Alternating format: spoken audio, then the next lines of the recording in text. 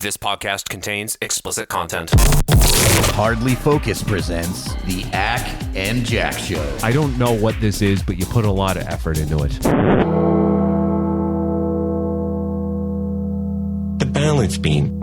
Prepare to engage. You ever had India food? No, man, looks good. All right. The Acc and Jack Show. The Acc and Jack Show. For the kids nowadays.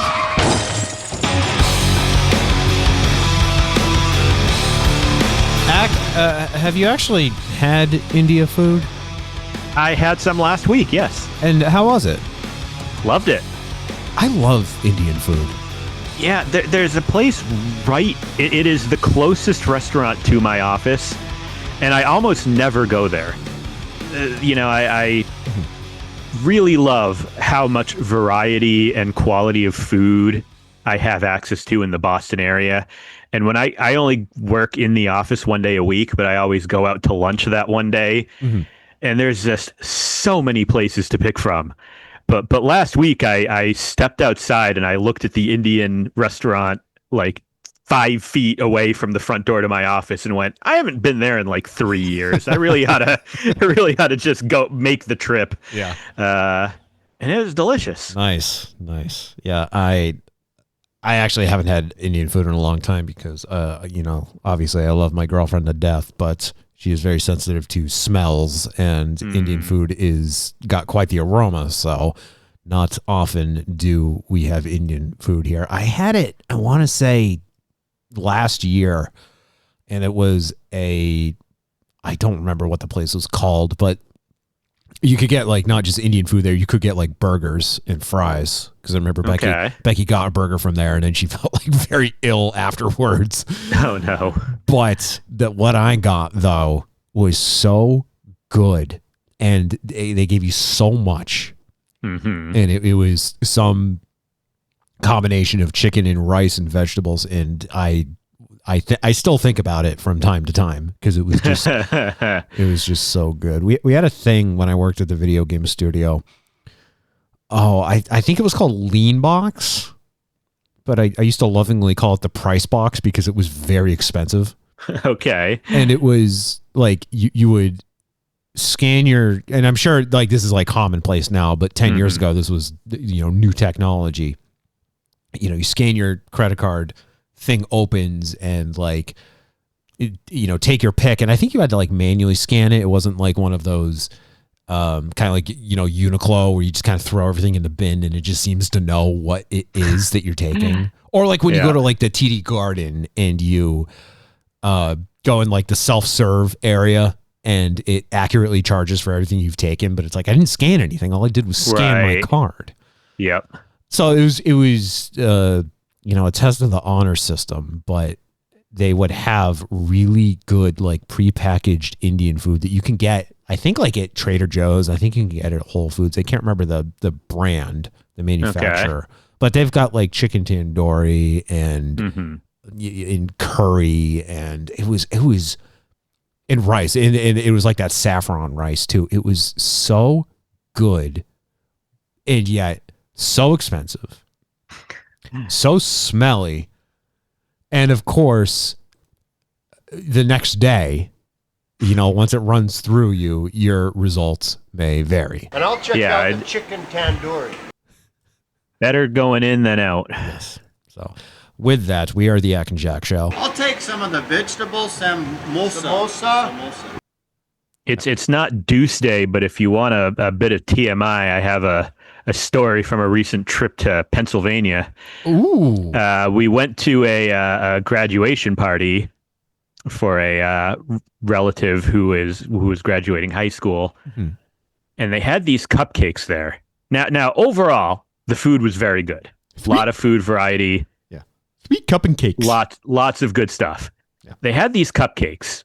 The cupcakes were not very good. They had this icing, this frosting at the top that was jet black, the color of death. And it tasted horrible. Like it tasted like that pure chemical. Like if you've ever just eaten like the most stringent, like chemically processed cake frosting, that's what it tasted like.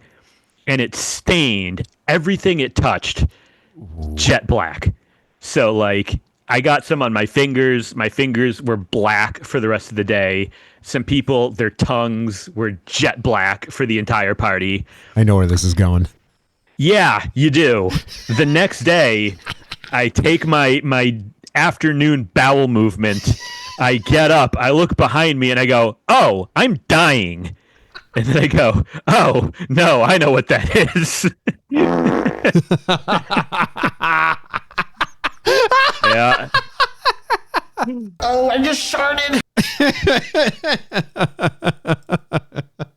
That's the most unnatural death black color just the whole way through my system. It's got. I don't know what they top those cupcakes with, but my God, Just think of like I do not recommend. blood sausage, blood pudding. Put it in your toilet. Treat cup and cakes. The main character would look like a mix between a cow and a helicopter. And his talking would be just these weird sounds and no words. Can never think about cupcakes without sweet cup and cakes. Oh, I know. Yeah. All right. Video games. We will move on from Indian food and bowel movements to video games. If you made it through, consider that your endurance test to get to the good parts of the podcast. The 6-minute test. That's what I'm calling it. The 6-minute test. Can you get through 6 minutes of diarrhea talk? Good. You did it. Gaming news. So a lot of gaming news in the past couple of weeks because no longer do we have the E3 convention. Now we have Jeff Keighley's big show, Summer Game Fest, and then every platform now does their own respective game show that E3 in a past life would do for us. E3 would be the big thing that originally only the journalists could go to. And then they'd report on it like basically in passing. Like you weren't getting live updates from them. I mean, the internet existed to some degree when E3 and the Consumer Electronics Show were like where you would get your big video game news for the upcoming releases, the big console announcements. Then the internet got better. So then we started getting live. And also worse. And also worse. And we started getting more live time updates from these conventions. And then E3 died. E3 just died. That's it. They don't have it anymore. The pandemic, I think, was the final. R.I.P. It was the final nail in the coffin, the pandemic. But at that point now, Sony has the state of play. Xbox has the showcase, and Nintendo does the Nintendo Direct, which now we all know that, the Summer Games Fest, we all know the state of play. We all know when that's happening. Like these things typically happen around the same time every year, or they're on, a schedule a few times a year. But the Nintendo Direct, you get like 24 hours notice. Yeah, they're always last minute. Now they're almost always leaked ahead of time with shocking accuracy. There are a few very reliable accounts that will post like a week or two ahead of time. There will be a Nintendo Direct at this date and time. And even sometimes here are some of the things that they're going to reveal. But Nintendo themselves only officially ever announces very like one day beforehand.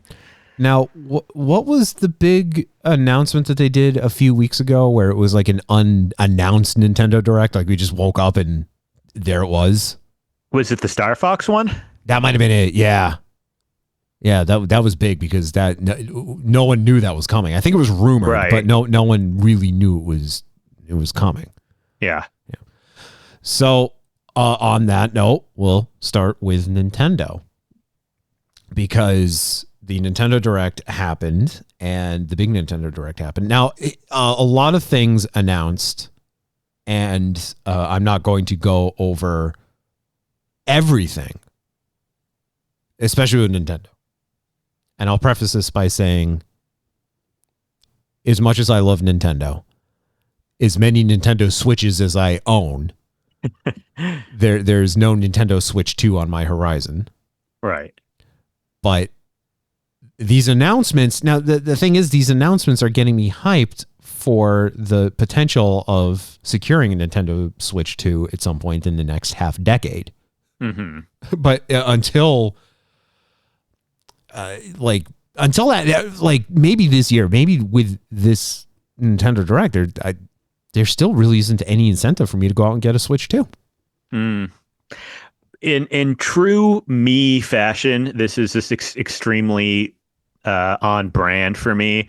I got my Nintendo Switch 2 immediately after the announcement of Pokopia late last year, because I knew I would really want that game. Pokopia came out about 2 months ago, and I have yet to get it. I have been using my Nintendo Switch 2, but I've predominantly playing 2 Point Museum on it, a game which I'm pretty sure is available on all systems and I didn't need a Switch 2 for, but it's just addicting, and until I'm sick of it, I don't want to get any more games.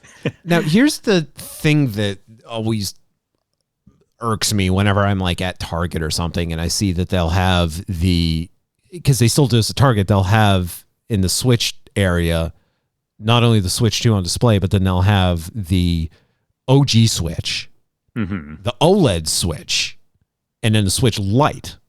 Yeah. All on display. Now I have the original, and I also have the Lite, which I procured actually out of anger because the price of everything is been going up, and the Switch Lite fell victim to an unnecessary price increase. So I bought one before they got more expensive, really out of principle alone. Yeah. And now I have 2 Switches, neither of which I regularly use. Now I have to pay for Nintendo Switch Online so I can have the cloud saving so I can bounce between consoles. And then the game cards, like I have to pick which system I want to, like if it's a game that uses a game card, I have to have a dedicated system to use it on. Like I'm slowly trudging through Super Mario RPG, but like I can't sit down in front of the TV that the original Switch is hooked up to play it because it's in the Switch Lite. And if I want to play it, I'm like, I gotta go check the game card, and I gotta go put it in the other system. So now it's just permanently in the Switch Lite because I'm like, I'm not moving this again. I've dug my hole and I'm going to live in it. We've lived too long.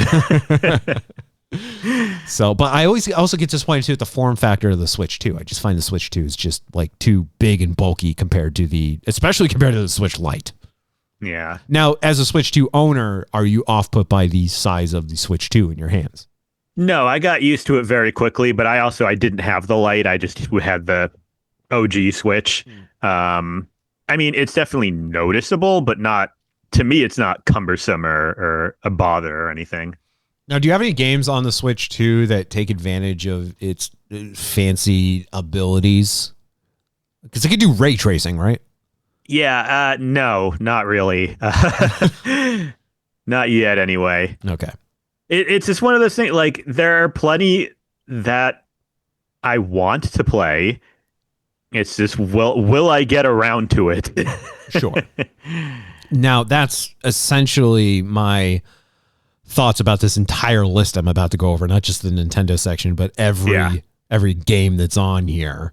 Yep. So, and like I said, lots of games announced, not just at the Nintendo Direct, but then at the various festivals and showcases. This is just a small-ish list. As far as Nintendo goes, Final Fantasy Resonance, notable because that is the series' first foray into HD 2D. Yeah, I do like the graphical style. It does look quite enticing. Now, you played the Pixel remasters. For 6, not any of the earlier ones. Okay. But you liked that one, Final Fantasy 6? Yeah. Okay. Now, I thought it looked great. Now, do you play the Final Fantasy games, or was that the first one that you dove into?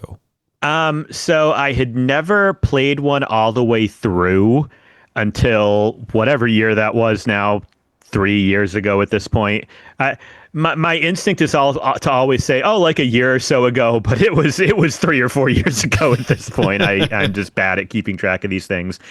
There was just like a summer with not any other games I wanted to play. So I went, you know what? I'm finally going to get into Final Fantasy. So I played 6, 9, 10, 10-2, and the 13 trilogy. Okay. Boy, they do not make the numbering of those games easy to figure out. But no, not in the least. And then look up like how they were released in Japan compared to America. Because exactly. Yeah, the first few, the numbering's all over the place. Yeah, but I did really enjoy all the ones I played, and there are others I do want to, like I want to play 15 at some point. Mm-hmm. But just someday. 15, I think, is the only one I have played all the way through. Yeah. I think 10 was the first one I played, and there was a period of time where just RPGs in general just could not hook me, so I didn't get too far into it. The original 7 I have played. I always get like through Shinra Tower, and then I stop. I'm like, I'm done. That was fun. Remake. I've played Remake. Okay. Haven't played the second one yet in the 7 Remake trilogy, and we'll talk about the third one that's coming up.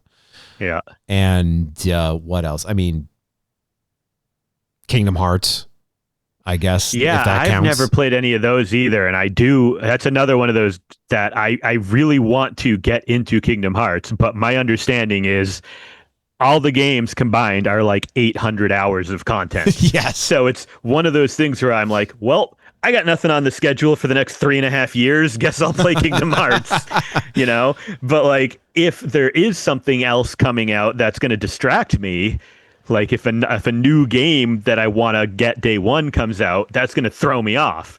And I don't want to be thrown off when I'm in the middle of like a big saga like that. Right. And so it's I know this is insane. This is like crazy person talk, but that's just how I am. Like, I started Baldur's Gate 1 earlier this year. I beat Baldur's Gate 1. I started 2, and then the new Warcraft expansion came out, and I played that basically exclusively for like 3 or 4 months. And now I'm like, I don't remember what I was doing in Baldur's Gate 2. Do I just start it from the beginning again? Like, I don't want to just pick it up in the middle. Yeah.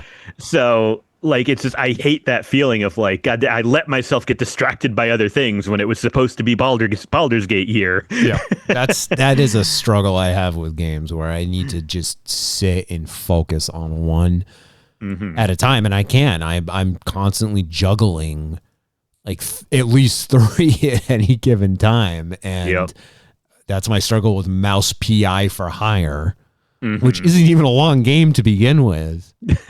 I just but I'm like, I need to finish this so then I can play something else in my library that I've already played. Right. And here's another fascinating quip. That's going to be in a bumper, by the way, for this either show or Hardly Focused. Is I last weekend dusted off my Sega Saturn for the first time in many years and played through Sonic 3D Blast. I have so many games for the Saturn. Problem is, and I don't have like the I think there's like a memory.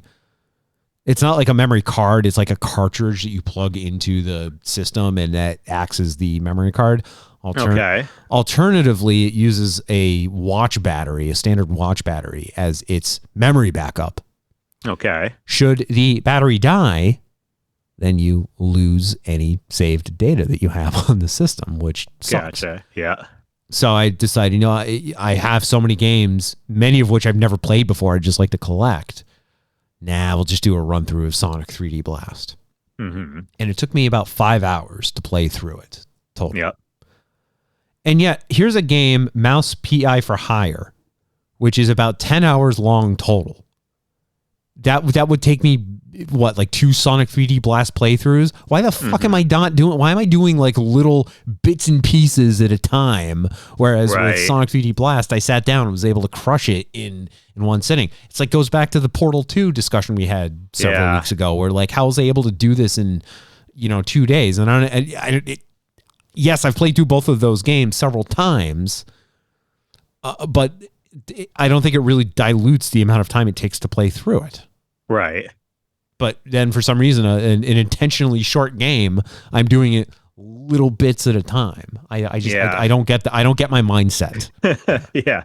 No, that's interesting. Yeah, it's like your body just instinctively wants to do things a certain way, and then your mind is like, why am I like this? Hardly Focus presents the Acc and Jack Show. You are listening to the Acc and Jack Show. I'm gonna keep it 50-50 straight. Presented by Hardly Focused and the Solid Listen Podcast Network. If that doesn't make you a fan, I don't know what does. Heck, if you want to play the Kingdom Hearts series, I think there are compilations out there right now that are like every game in one package. Yeah, and I mean, it's 3 collections coming to the Switch 2 that they announced, and now you'd think, 1 collection of 1, 2, and 3. No, it's 3 collections, one of which is 1.5 and 2.08, 2, 2.5, 3 and 3/4, and then the final one, 3 Electric Boogaloo and Boogie Nights. What the? Yeah, it was. This is like what became the meme is Kingdom Hearts HD 2.8 Final Chapter Prologue. And then I think there was another version of it that included, Kingdom Hearts 0.2 Birth by Sleep, a fragmentary passage. I was going to say one of them is called like Death by Sleep or something. Yeah, Birth by Sleep. Now, Birth by Sleep. Okay. Yeah, that was the PlayStation Portable game, and that is a prequel to the entire series. And I actually really like that one. Mm-hmm.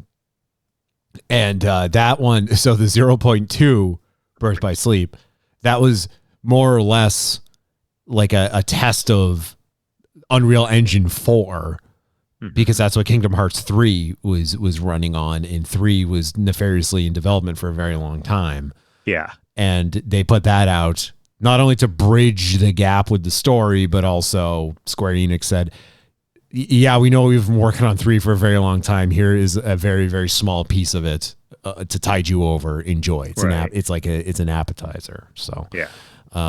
Now the thing about the Kingdom Hearts collection that's coming to the Switch 2 is that it's a native port, whereas the Switch version, Switch version, it was streaming only, which was derided by 99% of the install base. Right. Yeah. Because the Switch, when it comes to third-party games and ports, I jokingly say it's like a great Xbox 360 because it's like all these old, 360 games that were getting ported over to the Switch. Mm-hmm. But then there's a lot of games third-party developed that just can't run on the system, and yet they're forcing it on there. And in the case of Kingdom Hearts, it literally couldn't run on the system, so you had to stream it. Right. And that you don't have good internet? Well, screw you then. Yeah, you're not playing the game. Yeah, not to mention that like the internet, the Wi-Fi on the Switch is awful to begin with. So I don't know how they thought that was feasible, but now get it on Switch 2 and it'll fit on the game card and right. all will be well in the world. But again, a million games you have to play through, and it just doesn't go sequentially too. You want to play 1 going into 2 and have a clear idea of what's going on? No. Screw you. Yeah. Instead, you got to play the card game, whatever that was, the turn-based game. Mm-hmm. It got a PlayStation 2 port. I love that one because I know I rant about this all the time, but like you get little Haley Joel Osment in the first game, and then all of a sudden he's an adult. Now, if you're going in sequential order, now he's an adult, and then you go to 2, and he's now in the throes of puberty where his voice sounds like this. It's just nothing makes any sense with that. But we are getting Kingdom Hearts 4, and we got our first very detailed look at it during the Nintendo Switch Direct, which is cool. But I don't know if I'm going to play it because 3, when that finally came out, I never finished it because I got bored with it. Right. And that is also happened with Dream Drop Distance because that got ported to the PS. I was playing on PS4, I believe, and I didn't get too far into it. I've tried playing through that game multiple times and I just can't do it. Okay. Love Kingdom Hearts 1 though. Love Kingdom Hearts 1. Kingdom Hearts 2 is okay. I don't think I finished my second playthrough of it, but it's okay. Deltarune Chapter 5, I'm sure you're excited about that. That was that was the whole reason I was tuned in, was to hopefully get the Deltarune news, and I was pleasantly surprised that it's coming out in like 2 weeks. I was expecting like an August or later release, so coming way sooner than I thought. Now, how many chapters are we getting of Deltarune? So supposedly 7. Because the fandom is a little insane, there are theories that it could be 8. But for now, let's just say 7. Okay. 7 are what are advertised. Okay. Now, I have 1 and 2 because that was released for free. Mm-hmm. But I haven't played chapters 3 or 4 yet. I haven't even played 1 or 2 because my plan was finish my then active playthrough of Undertale before I'd start Deltarune. And to your point, Acc, a squirrel ran by. Right. Yeah. So I wasn't going to be playing Deltarune anytime soon. I should though. I really should. Oh, it's phenomenal. Yeah. And again, it's much like Undertale. It is a game that's very easy to get into and out of very quickly. Like each chapter is like 2 or 3 hours long max. Nice. So, it's not like an RPG or one of those games where you're like, oh boy, I need to put 80 plus hours of my life aside to get through this. Like, no, if you have like a free weekend, you can blast through it. Nice. And then last but not least for Nintendo, rumored but now official, a full-blown remake of The Legend of Zelda: Ocarina of Time. Mm-hmm. That's going to be good. That might be the reason to get a Switch too for me. Yeah. Yeah, I admit I was hoping the trailer would show more when it just showed one shot of young Link and then the trailer ended. I went, "Oh, well that was disappointing." But yeah, I am excited by the potential. Yeah. I still haven't played Tears of the Kingdom. No, I'm sorry.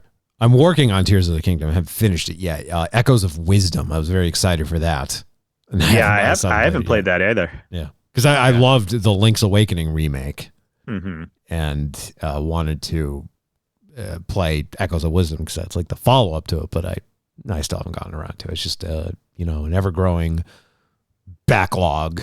Yeah. And you would think how it is. You would think I'd have all the time in the world to do this. In fact, today I had all the time in the world to play Witcher 3, and instead I found myself rushing to do it before we started recording today.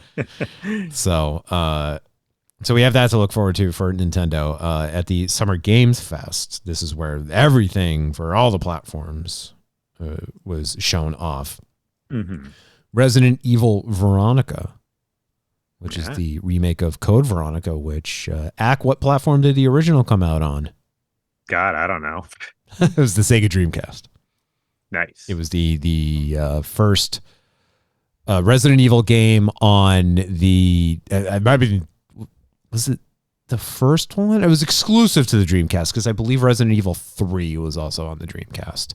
Okay. I don't want to say it was the first like non-PlayStation one because the first game was on the Sega Saturn, which, going back to my tribulations with the battery backup system, when the battery died on me, I was like halfway through playing Resident Evil on that platform and I lost my save. So I said, well, fuck this.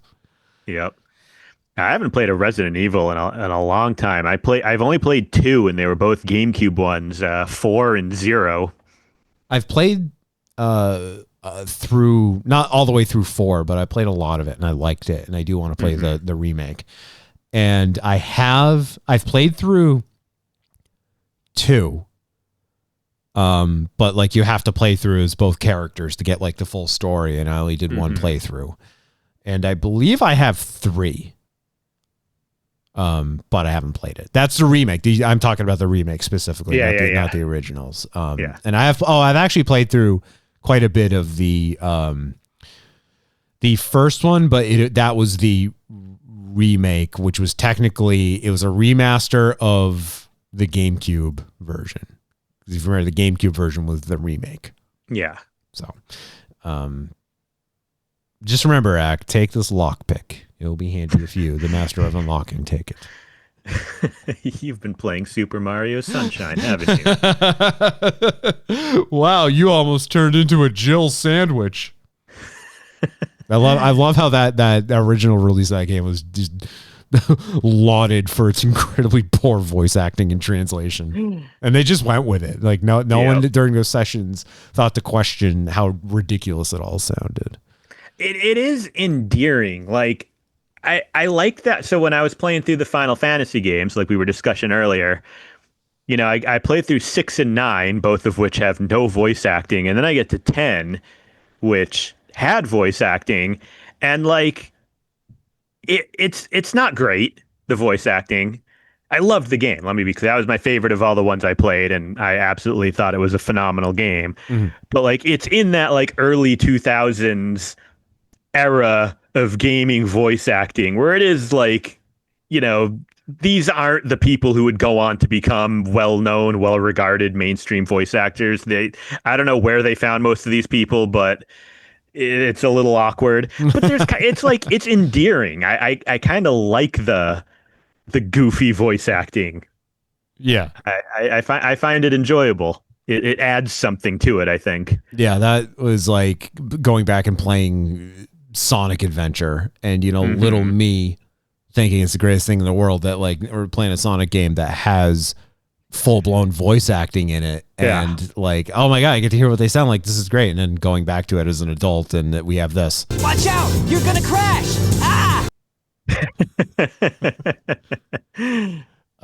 This guy I follow on Threads, Hat Stack Mike, is a giant Sonic the Hedgehog fan, and it just had Threads up, and 15 minutes ago he just posted a screen cap of him playing the Sonic Jam version of the first Sonic game, holding the Gen 1 Sega Saturn controller, and I think I just need to go jack off. Everything about that just arouses me.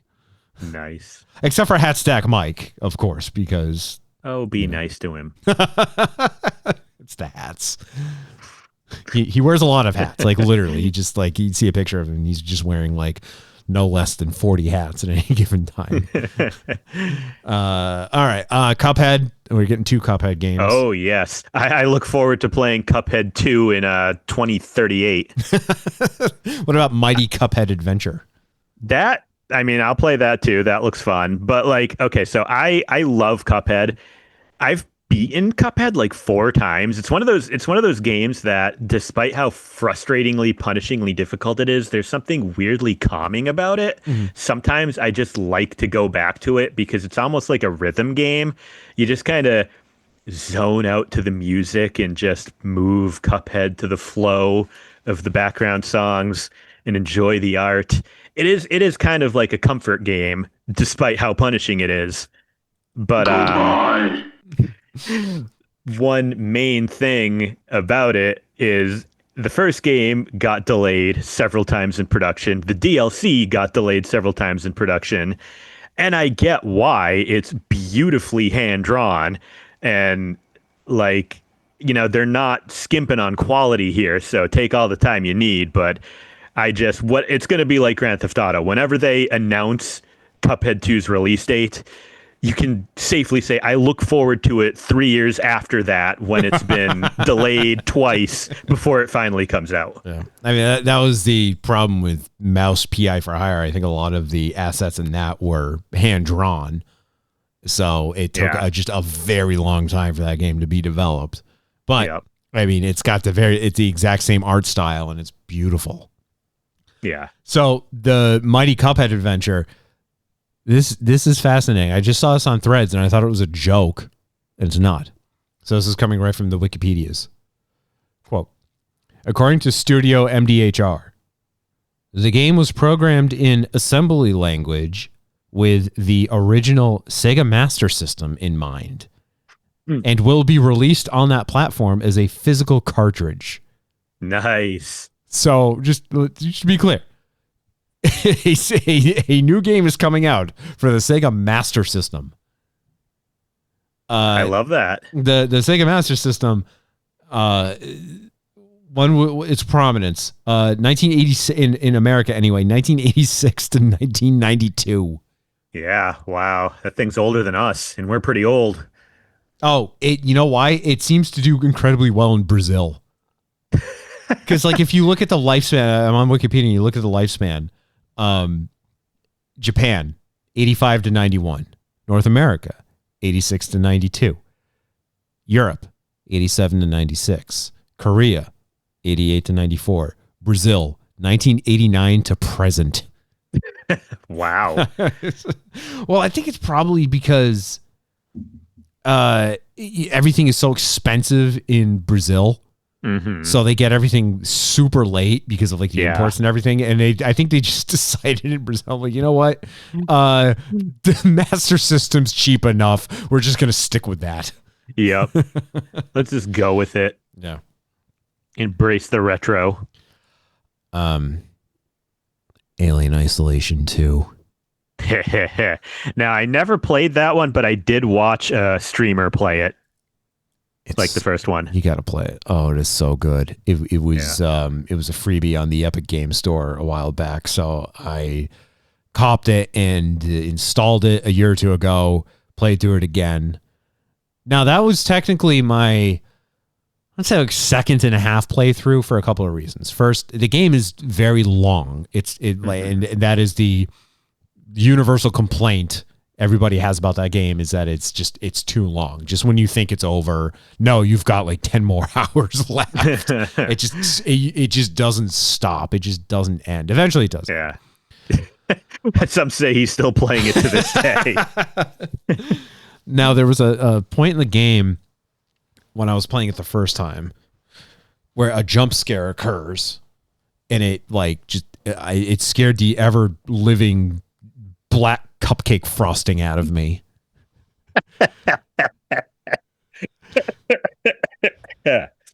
Oh, that got me. I love a good callback. So the second time I was playing the game, I actually pussied out because I couldn't remember where that jump scare was. And another thing you'll read about Alien Isolation is that like people are so stressed when they're playing it that they can only do it in like small like spurts, and that's what I was doing. I could only handle so much of it at a time. My second time playing it, I was in like such fear of this jump scare that I know was coming but couldn't remember exactly when, that I just gave up. And then the third time I played it, when I played it through all the way, I actually forgot. Like, I knew it was coming at some point, but I more or less forgot about it. And when it happened, you better believe I shit myself again. And then I'm playing Routine, which is heavily inspired by, well, it's weird to say it's inspired by Alien Isolation, because I think it was actually in development before Alien Isolation. It might have been inspired by like pre-release material, but we got ourselves an Ants, A Bug's Life situation here. Yeah, there's a great, like, I'm going to say later era Simpsons joke, and by that I mean anything after 2003 I consider new. But the pest control company was called A Bug's Death, and it was the Bug's Life logo, but with a dead ant on it. Yeah.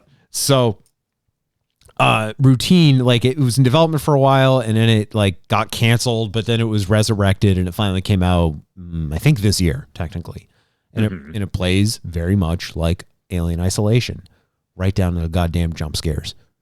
Oh God, was I yelling when it scared the bejesus out of me at a couple points. That's why I never play games like that. But the aesthetic of Routine is so good. Oh, I love it. It's like that like retro futuristic late 70s, 80s. Everything looks like it's like on VHS tape. I don't know what I expected. I Googled it and got the definition of the word routine. Okay. Routine game. Here we go. There you go. Yeah. It's first person sci-fi horror. You don't even have like a gun. You have like a it's like a multi-tool. Now multi-tool is basically what you use throughout the whole game. It can function as a weapon, but you're also using it to unlock doors and yeah. And then when take you find this so that you, the master of locks. there's this little dude that helps you out early on in the game. It's called the IC. It stands for Independent Computer, and I love it. It's got like the cutest yet most frightening sounding voice. Welcome to the Mars Station. Follow me to the check-in terminal and get ready for an adventure in the Mars. You just want to pick him up and hug him, but tell him to never speak. Yeah, that is weirdly unsettling. It kind of sounds like the voice you'd hear in like a creepypasta YouTube video while scrolling at 4 a.m, you know? Yeah. But it's just this little guy. He looks like a little like Mac, old school like Mac SE computer. And he's just got a little digital smiley face on him. And he just wants to help you out. He actually does get like mad at you at one point though. Like I'm not going to like skip ahead to find it, but like if you go back to him and like tap on him again, he says something like, "Why are you still here?" Alien Isolation 2. I mean, oh my God, it's happening. It's finally happening. It only took over a decade, but we're finally getting it. We're finally getting Alien Isolation 2. Immature, rambunctious pieces of garbage. The Acc and Jack Show. This is what I love about doing this show, is that we started doing this act when we were kids. Like literally, we were what? Oh, I've wasted my life. The Acc and Jack Show. Stranger Than Heaven. I'm only bringing this up. It's a prequel to the Yakuza Like a Dragon series. I'm only bringing it up because for whatever goddamn reason, Tupac is in it. Yeah, that's one of those series that I've heard a lot of people that I know online love that series, and a lot of them have said like it's the kind of game series I would like because it is apparently very funny and very wacky. Like I've heard people refer to it, compare it a lot to the Ace Attorney franchise, which seems odd, but apparently it's just like a similar sense of bizarre humor. But it's another one of those where it's like, there's like 30 games in that franchise, and they come out so fast. They come out with like 2 games a year in that friggin' series. I would never be able to catch up. So I don't even have any plans to check it out at this point. And there's so much to it because the only one I have is Yakuza 0 because that's supposed to be the like. Now I guess Tupac's coming in and throwing this whole thing askew. I don't give a fuck. But Yakuza 0 is like a prequel to all the Yakuza games, obviously. And it is just there's like it's so cool. And the story, I was really enjoying the story, and I love the aesthetic, and it really made me want to eat like, the ramen bowls. Mm-hmm. And then I got to like a certain point in the game, and then I just never played it again. It was one of those things. But yeah, for whatever reason, Tupac is going to be in the game, and I guess like Snoop Dogg made this happen. Like Snoop Dogg got he got like permission from the estate of Tupac, and was able to facilitate getting him in the game, and that is that. I'm happy for them. Mafia: The Old Country. I bring this up because I actually really enjoyed the latest Mafia game. It's getting an expansion called Man of Honor. Nice. It reminded me a lot of the world reminded me a lot of Red Dead Redemption 2, even though different developers, but they all fall under the Take Take-Two umbrella, so that leads me to question if there was some degree of assets being shared between, the studios under the Take-Two umbrella, because the world just very much just like the environment, especially just when you're out in the woods and everything. I'm like, I feel like I'm playing Red Dead again, like, except now I have cars and everybody's Sicilian. And then finally, Final Fantasy VII Revelation, the third and final part of the remake trilogy. I love how to remake Final Fantasy VII. This took 3 games. Yeah, and I've heard a criticism that it really didn't need to. Like, I've had some people say, like, look, they're good, they're fun, but they're so packed with like random, pointless, non sequitur mini games that if they had wanted to just release it as one game, they absolutely could have, and nothing meaningful would be cut. Pardon me, I had a giant swig of vitamin water vitamin water, and was not prepared. I was taking my time with it. The other thing that distracted me, hardlyfocus.com. Fucking Becky sending me this clip of Taylor Swift at the Knicks game, and like, I'm just enamored by it. Yeah, Taylor Swift is such a bitch, and yet here I am just watching this clip on loop because I'm like, God damn it, you look hot here. I'll take your word on all of those things. Jesus Christ. I have no stance on her appearance or personality. All I know is that she gay as hell. Taylor Swift. I know she's getting married. Madison Square Garden, all that shit. And Becky's going to be like, oh, let's go to New York City and try to camp out in front of Madison Square Garden and see if we can get in somehow. At this point, I think everyone should leave. This podcast has done a lot for me. I owe a lot to this podcast. This podcast got me a boyfriend. Get hit by a train. All right. Sony did their state of play. I love Taylor Swift. Sony did their state of play. Wolverine, I'm looking forward to. Acc, did you play Spider-Man? No, I have not played any of them. Oh, Spider-Man's good.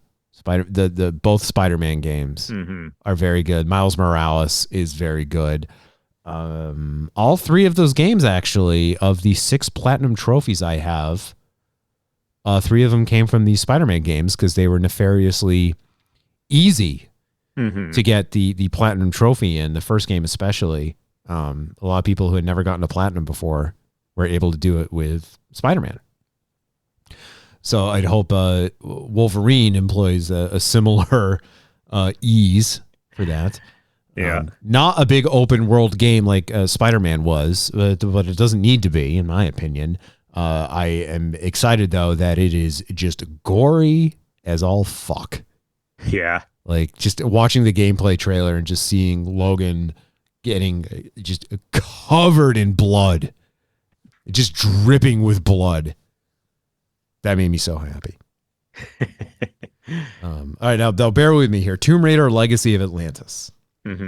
This is technically a sequel to Shadow of the Tomb Raider, which came out in 2018, I believe.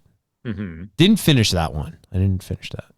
The last time I played it, it was, you kind of mentioned this earlier, but it was, I don't remember what I was doing. It had been months since I played. I loaded up. I was in the middle of doing something. I had no idea what was going on. And yet somehow I managed to get 3 trophies in a row because I whatever it is I did was apparently really cool. And I said, awesome. And I never played it again. I'm proud of you, son. But I've played the first 2 in that Survivor trilogy several times. So, yeah, it's a follow-up to that trilogy, but it's also a remake of the 1996 original game. And it will also then lead into the next game in the series, which is a brand new adventure called Catalyst. Cool. It's also the second time that the first game has been remade. Silent Hill Townfall. I need to play any of the Silent Hill games. Yeah, I've never played one either. Still burned by Silent Hills being canceled. PT being removed from existence. But I did play Silent Hill Origins on the PSP. Okay. I liked it. And then There was another one. I think it was Shattered Memories. I made the mistake of thinking I had time to play it. I'm like, oh, I've got like an hour and a half before I need to be somewhere. I'll try this new game, Silent Hill Shattered Memories. How bad could it be? And not once did I have an opportunity to save the game during like the opening of it. So I turned it off and never played it again. Oh, boy. And then I'm just going to read verbatim what I have here because, once again, I got distracted. Hardlyfocused.com. As I'm writing this, I have NBC Boston on, and I'm just angry at how beautiful Priscilla Casper is. She is frustratingly distracting. And, like, she really is. And that's all I'm going to say about that. But, like, seriously, as I continue to speak. But, like, I'll have my MacBook open while I'm sitting here working on other things. And then I look over because I have NBC Boston on. And she's on TV, and I just stop. I just stare at the screen like slack-jawed. I'm like, what is happening here? Like, what am I doing with my life? Why am I here? Becky just texts me about Taylor Swift. She just says, I can't stop watching the back of her head. I can almost smell it. I just want to have some clip she sent me earlier. I said, look at those fuck eyes. And Becky says, I literally came when they panned her like this. This is the life I live now, Acc. This is just what I deal with. Get help. This is what we do. Yeah. Who are you saying that to? The both of us? Because you're right, you know. Finally, Xbox. All right. Gears of War E-Day. Well, it was supposed to come to the PlayStation. It's not. It is once again going to be an Xbox exclusive because Xbox has realized that taking their exclusive series and branching out to other platforms, it was not working in their favor. Mm-hmm. Now, that said, Halo Campaign Evolved is coming to PlayStation 5. Right. But that'll probably be it for Halo. Yeah. But it is... Now, what I like is there are still fanboys out there. There's still people out there that are loyal to one platform. Mm-hmm. And they've never had a chance to play Halo before. So they are now getting their opportunity to play not only a remake of the first game, but it will have additional content new to the game, which is neat. Yeah. So I hope they enjoy it. I hope everyone has fun. This is controversial now. Crazy Taxi World Tour. Yes. After many, many years, decades even, we are finally getting, I'd say decades, because I believe Crazy Taxi 3 came out in 2002. And all the Crazy Taxi games that have come out since then have been remakes of, or like ports of the first game. So for the first time in 20 years, we are finally getting a new Crazy Taxi game. Okay. Yeah. Hell yeah. And I am very happy that they use that in the trailer. So that indicates that the original soundtrack will be intact to some degree. Yeah. Everybody at Kotaku seemed to be really upset, or maybe just the one guy who wrote this, I think it's Kenneth Shepard, very upset that Sega just straight up said they're using generative AI as part of the development. But like, look, as long as there's some degree of human vetting going on with the game, like during its development, and as long as everything is being checked properly during the QA process, who gives a fuck? Yeah, I'm in the same boat as you. I don't love our future society of slaves to AI, but like there are some people who get so pissy about any usage of it. And I'm just like, I feel like there are degrees. I feel like, if you sit down to play the new Crazy Taxi and you pick up a passenger and they have a mysterious third arm coming out of the back of their head, then that's a problem. Then someone just let AI design a character and didn't check it. But if it's literally just someone asking, like using Gen AI for like advice or something while in the early stages of planning the game. Things like that, I really don't see them as a huge deal. Yeah. I don't see them as a game breaker. But yeah, there are absolutely people who, if there's even a sniff of AI anywhere, are going to boycott the whole product. So yeah, I'm thinking back to the Grand Theft Auto definitive edition, the trilogy, and AI was used to upscale a lot of the all the graphics, which was controversial. And then they did like the bare minimum for QA. They just assumed AI took care of all of it, and there was I think it's either a donut shop or a hardware store. I can't remember, but it's supposed to have like a giant lug nut on the sign, like a huge lug nut, and the AI just made it into a circle. And it's called the establishment's called Tough Nut, and it's just a circle. I'm like, guys, you've missed this entirely. They actually had to fix it in an update to make it correct. Yep. They had to do a big update. I remember how much people hated that. Yeah. They had to do a big update to the game. It was so bad they had to have another studio come in and fix the mistakes that the initial studio made with its development. Yep. All right. A couple more here. Well, one more in reality. New Spyro game coming out. That's cool. Too bad we're not getting Crash Bandicoot, another Crash Bandicoot game, but we are getting a new Spyro game, so that'll be fun. And then Xbox is laying off 100 people. I like that game. Wait, no, I don't like that game. Yeah, no. That sucks.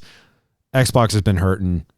Doesn't help that the price of Game Pass kept going up. The fact that it's actually gone down it's a good sign, but like we need more of that. We need a lot more going down, Acc. Yeah. And then again, the exclusivity.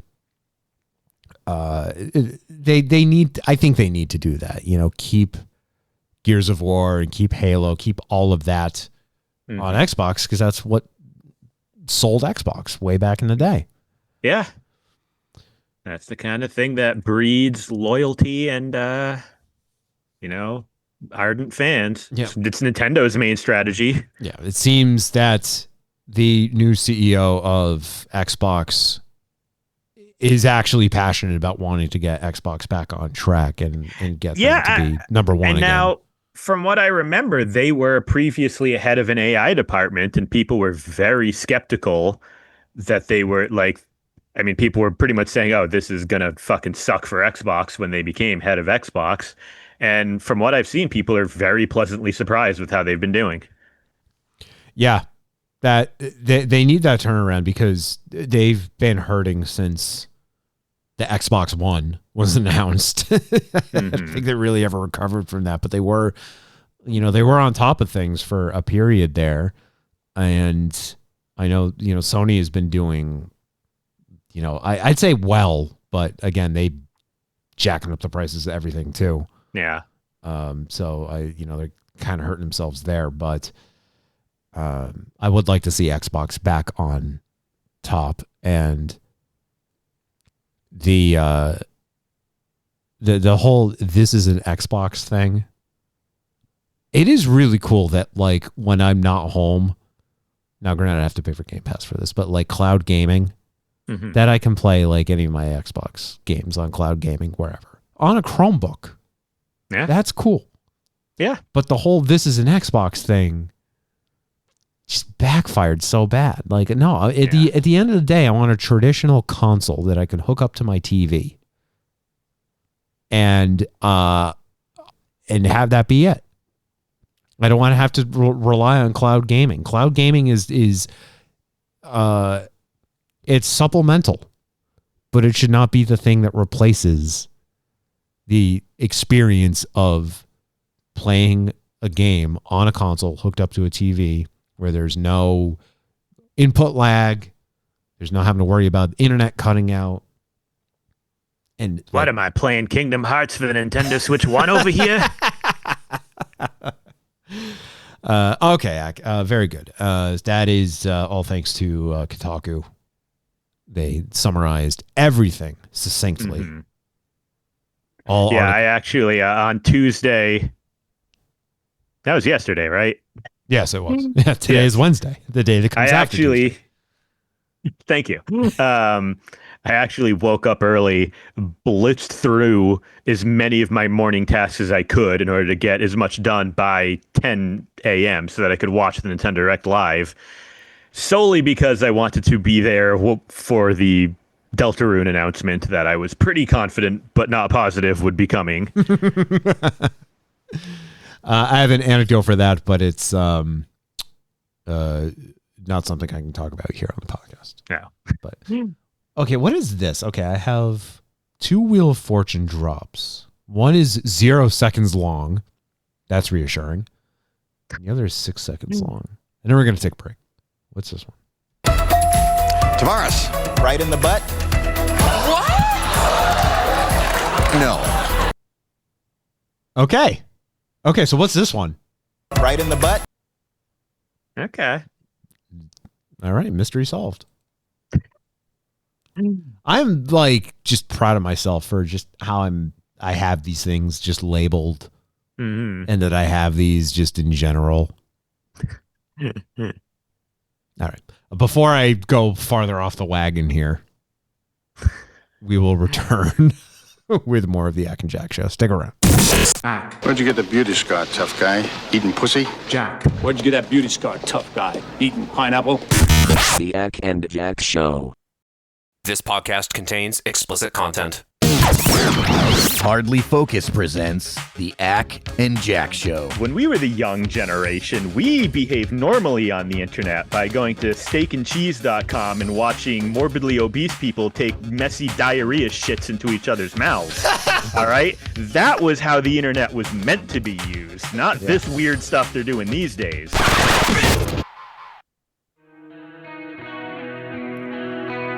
Oh, what a time. What a time to be alive. Like you and I grew up in the era of steakandcheese.com. Yeah, it's never coming back. The Acc and Jack Show, Chris Acciardi, Jack Hill, presented by Hardly Focused and the Solid Listen Podcast Network. AccandJack.com, AccandJack.com. The Bricks and Minifigs saga, Acc. How versed are you on that? I'm versed enough to know that it is a thing. I've not watched any of the videos, and I do want to. I've heard they're extremely entertaining and just a wild ride. But no, other than that, nothing.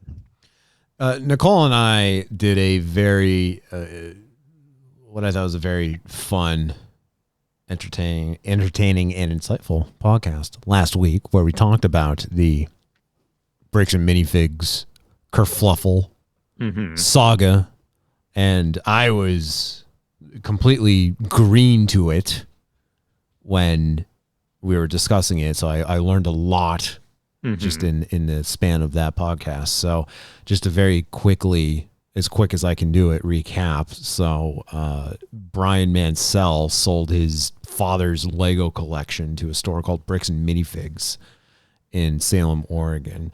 Sell is not the right word. He consigned it. So basically that means that the store would sell these Lego sets, and the Mansell family would get a sizable cut from the sale, less whatever fee the store takes as part of the consignment deal. And Brian Mansell's father, very ill, so the cost of the healthcare costs would be hopefully covered by the sale of these Lego sets. Guy's got like a very extensive Lego collection too, so he was entrusting this store that specializes, this chain of stores, not just one location. There's actually one opening in Framingham, Massachusetts. They're the locations in New England, as we learned. Wow. One relatively close to you too, in one of the various Newtons. One of the various Newtons. Interesting. So, so entrusting the store to handle the consignment and everything. And the value, it depends on who you ask, how much it's worth. The argument says that it's on the lower end, around $60,000 worth of Lego, including very rare, very valuable Lego Star Wars sets. At most around $200,000. That's pretty impressive, if you ask me. Either way, a lot of money. Yeah. So the store's original owners, Crystal Law and Benjamin Gorman, were effectively ousted as owners. New owners from the Bricks and Minifigs franchising. Brandon Best, no relation. And Joshua Johnson took over operations of that store and effectively repossessed the inventory, including the Mansell's Lego sets. So YouTuber Reckless Ben, a.k.a. Ben Schneider, his government name, he sets out to support the Mansell family and figure out what happened to their Lego sets and confirm the Mansell's belief that Best and Johnson stole the remaining Lego sets. And this pretty much initially entailed Ben annoying the hell out of Johnson, especially. He was getting reckless. Really just going crazy, a campaign of annoyance. But then since this has all gone down, it took a dark turn, a crazy turn, because since his campaign began, Ben has been arrested by the police force of American Fork, Utah, where Joshua Johnson lives. That was after Ben tried to serve him with legal papers to figure out what the hell is going on with the Lego sets. The internet collectively thinks that the police are colluding with the Bricks and Minifigs people because they're all from Utah, so they're all Mormons. Yeah. And Mormons are crazy. And then Ben has also been charged with stalking, targeted picketing, and trespassing. And it purportedly fled to Mexico because he was released. He was bailed out of prison. He was arrested. He was bailed out of prison, and then immediately the police issued another warrant for his arrest. So he's like, I'm just going south. Yeah, but it could also just be that the police just are fishing for excuses to arrest him because they just don't like him, and I'm been known to be that petty. So sure. So we're all glad your authority is limited. Yes, thank you. Yes, you're right. But I obviously would be on Ben's side and the Mansell family's side because as a fan of Lego myself, look, that's upwards of $200,000 worth of Lego having just disappeared into the ether. I'd be concerned too. Yeah. So to Kotaku's point, Kotaku did a really great rundown of this whole thing, and it made it a point to say that by the time their article about this had been posted, likely several updates will have been released that they just can't keep up with it because this story is just ever evolving. Right. And right after we recorded that episode, while I was in the process of editing it to get it ready to post, a big development occurred. So, of course. So we will now recap what has happened in the last 7 days since Nicole and I discussed the Bricks and Minifigs saga. So the Salem, Oregon store, this is where the consignment initially was set up with the Mansell family's Lego sets. That store has closed permanently and with immediate effect. The company is also parting ways with the owners of that store, Brandon Best, no relation, and Joshua Johnson, due to a, quote, devastating social media campaign. Yeah, devastating. Yeah, the internet wasn't happy. The problem is the internet wasn't happy. And when things like this happen, the last thing you do is tell the internet you don't care what you think about them. Right. Yeah. Because that just pisses them off even more. It takes me back to the days of this. You bunch of lying, no good punks. Consequences will never be the same. Oh my God. An example of what happens when you go after the internet. Yep. And I even thought about like those drops today because I was reading up on that story just to see like, hey, what happened to that individual? Oh, he died a while ago, didn't he? The dad died. The daughter has since, I believe, has since transitioned, but was just all sorts of screwed up by what that blood on the dance floor guy did. It really is a sad story, but it still did give us some comedy gold. I back traced it. But example of what happens when you decide to go up against the internet. And this is what Bricks and Minifigs did. They were trying to downplay this whole thing and say that it was of no concern to them. And they like were willing to help the Mancells, but not because the internet was backing them into a corner. Well, guess what? You were in the corner. You should have just helped them. Yeah. That's why the internet is coming after you, because you weren't helping them. Right. So Bricks and Minifigs CEO Amon McNeff wants to make things right, quote unquote, with the Mansell family, while claiming that Brian Mansell essentially, it just pisses me off. He says that Mansell essentially did not give the organization, quote, a clear picture until recently, unquote, of what was lost, what was requested to be returned or compensated. Mm-hmm. That is, you know what that is, Zach? That is someone who says, I'm sorry this happened, but. Yeah. No, there's no but. Yeah. There's no but to this. Like do not turn it around and try to pin blame elsewhere. Mm-hmm. Take the L, understand something happened here. Likely things were stolen. Yep. And just move on. Making it right at this point is the best thing you can do for your own publicity. Yeah. So he says, full quote, let's go through the spreadsheets and point of sale data together and ensure you are made whole monetarily and ensure that whatever Star Wars Lego was or remains in the Salem store, whether you identify as yours or not, you can have it. Mm-hmm. So now, essentially, though he's saying, you kind of made this difficult for us, regardless of whether or not that's the truth, he's also saying, just take everything in the store. It's all yours. Regardless of value. Yep. Reckless Ben has posted a third part of his video saga. So two parts were initially out. The first part was the discovery phase of everything going on. Him saying that, or him doing all of his shenanigans.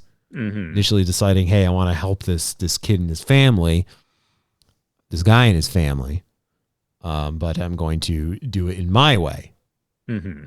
And that website that he set up, was it We Steal From Old People? I think it is. WeStealFromOldPeople.com. Is that right? Yeah, WeStealFromOldPeople.com, which is still up. And there are still shirts being made with this logo on it. Yeah, just go to WeStealFromOldPeople.com, Acc. It's great. It's brilliant. The logo's great. I still really, nice. I do want to get the hamburger looking shirt. That one looks really cool. Problem is, Acc, money is hard to come by these days. Anyway, the video part one, like I said, the discovery phase of it. Part two involved the trying to serve the papers to Joshua Johnson and then ultimately getting arrested. There was supposed to be a part three video, Acc. Mm-hmm. And this is what we have. Those videos are, long-ish. But this video in particular, it's only 1 minute and 42 seconds long. Episode 3 is finally finished after crazy all-nighters and basically destroying my health.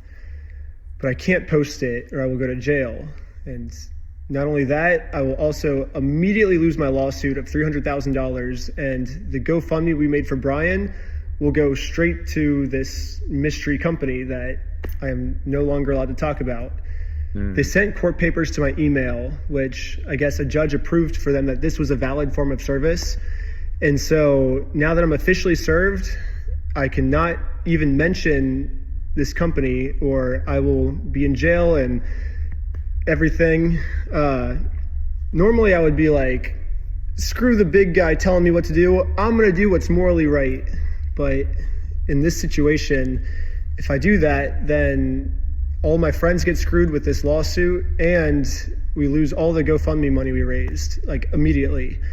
So I am no longer allowed to even mention this mystery company. My personal opinion is that this is unfair because this order was put on me because this company was telling the court that I was making bomb threats. I was planning on murdering the manager and employees, which obviously I didn't do, and you can see that in the footage. The only problem is I was not given a chance to share my side.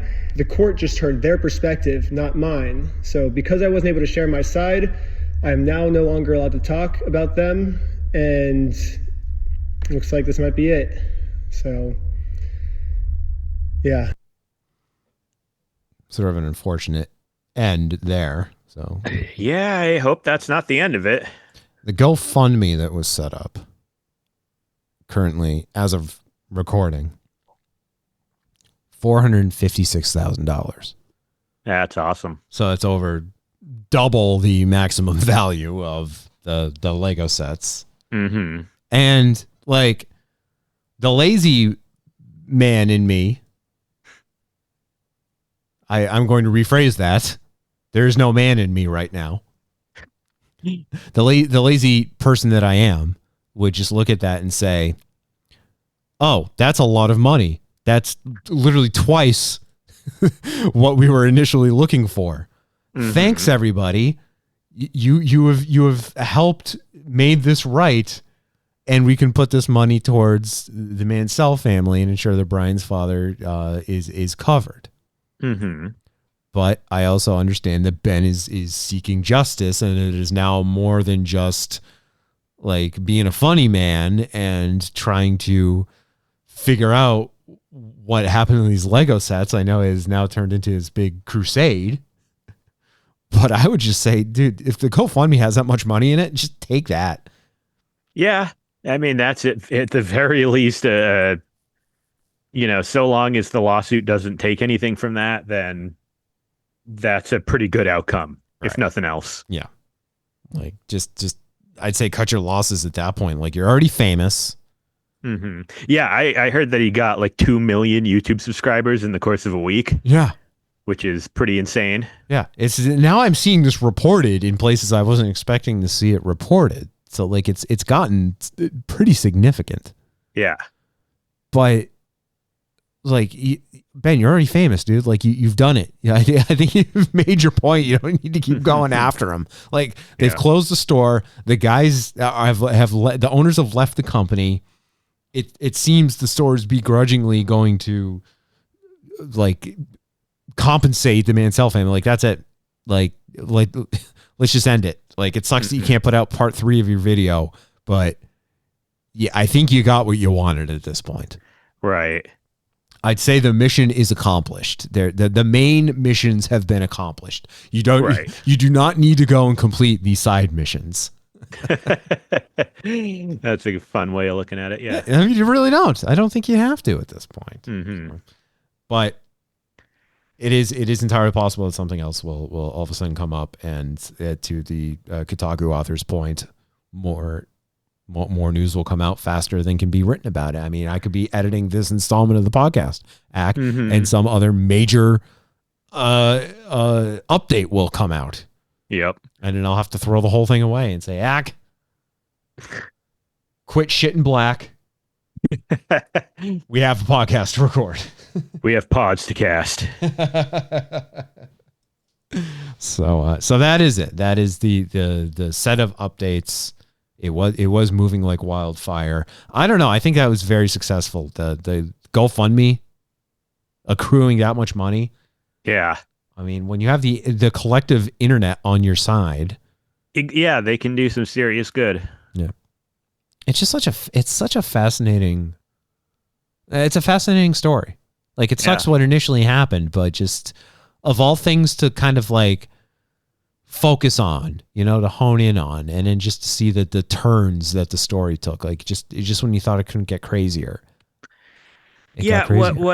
What I think is worth thinking is, when you say, it sucks of what originally happened, probably that sort of thing happens really often, and it's the rare exception that someone paid attention to it and was able to help set things right at all. Yeah. That would be my guess. Yeah. It's almost like, the Lego plays an important role in this, but it also at the same time kind of takes a back seat, because then it stops being about just these. I'm sure there's varying degrees of rarity here for these Lego sets, but that seems insignificant compared to everything else. But at the same time, take the money, take what was crowdfunded, take your millions of new subscribers. Yeah. Do this with your hands. Yeah. And move on to the next annoyance. And hey, maybe this will be his thing going forward. He'll be able to help some others who've been dealing with similar injustices out there. Yeah. Stay out of Utah. That's what I'm going to say. Stay out of the state of Utah. Yeah. Because part of the problem seems to be that Utah, and especially American Fork, Utah, they don't like him there, Ben. Yeah. So don't go there. But it appears you are a superhero now.